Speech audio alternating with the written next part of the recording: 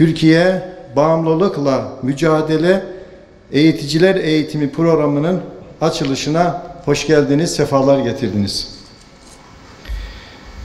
Hepinizin bildiği gibi bağımlılıklar ve bağımlılığın getirdiği problemler modern çağımızın ve ülkemizin ve Şanlıurfa'mızın önemli sorunlarından birisidir.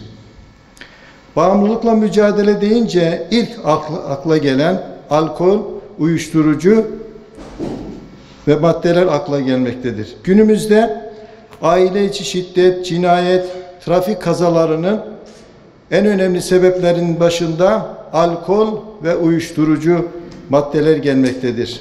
Şimdi programın arz ediyorum.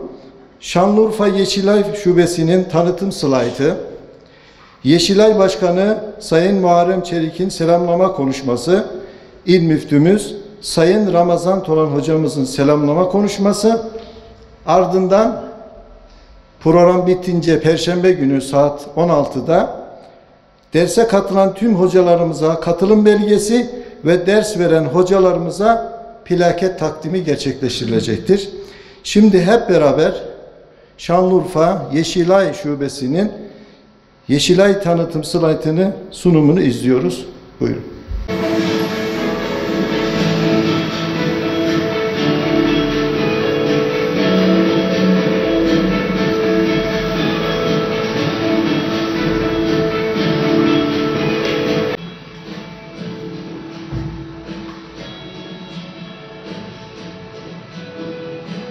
Bağımlılıklar konusu bütün dünyayı ve ülkemizi, ilimizi avucuna almış, gençliği tehdit eden ve her gün farklı versiyonlarıyla karşımıza çıkan bir ciddi tehdit unsuru.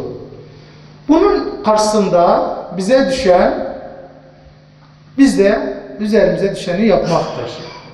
Bizler bağımlılıklar konusunda sorumluyuz, anlatmakla, tedbir almakla sorumluyuz.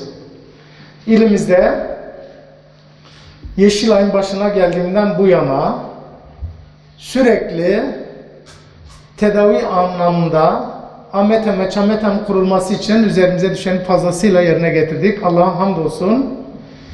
Ülkemizde her yıl 10 milyon insana verilen bir eğitimdir. Özellikle Milli Eğitim Bakanlığı konusunda bütün okullarda yapılan bir eğitimimizdir. Ve şu an bütün dünya TBMM eğitimimizi alıp ülkesinde uygulamaya çalışıyor. Dünya dillerine döndü. Eskiden Osmanlıca'da mecellede yazılı bir madde var. Def-i mefsedet celbi menafiden evladır. Yani bir kötülüğü önlemek bir iyiliği yapmaktan daha önce gelir, daha önceliklidir. Onun için biz bu şehrimize zaten çok iyi olan maneviyatını artırıcı hizmetlere mutlaka başlayacağız, devam edeceğiz ama şehrimizi, halkımızı tehdit eden kötülükler varsa biz bunların önlemini almada çok acele etmemiz lazım. Bütün dinlerin, yani Adem Aleyhisselam'dan beri özellikle İslam dininin diyorlar makasıdü şeria 5'tir. Yani 5 tane ana madde var. Bütün dinin kuralları bu 5 maddeyi gerçekleştirmek içindir. Bununla ilgili her şey de farzdır. Birincisi din. Şimdi bu bağımlılık dine zarar veriyor. Yani hem bağımlı, bir şeye bağımlı hem de ibadeti düzgün. Hiç adam gördünüz mü? Yok. Zarar veriyor. Direkt dine zarar veriyor. İkinci, aklı korumaktır dinin maksadı.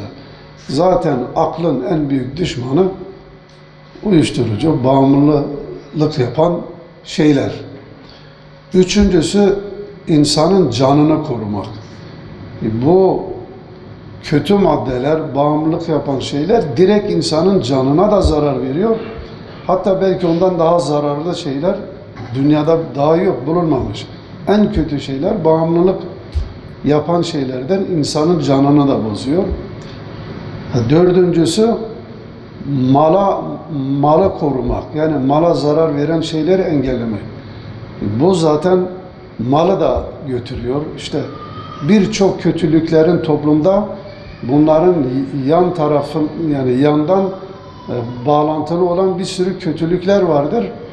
Mesela Resulullah sallallahu aleyhi ve sellem zamanında akla, mala, cana zarar verenler başında ne geliyordu? İçki değil mi? Onun ismi nedir? Ümmül Habaith. Yani bütün kötülüklerin anası. Sadece bir veya birkaç değil. Bütün kötülükler oradan çıkıyor.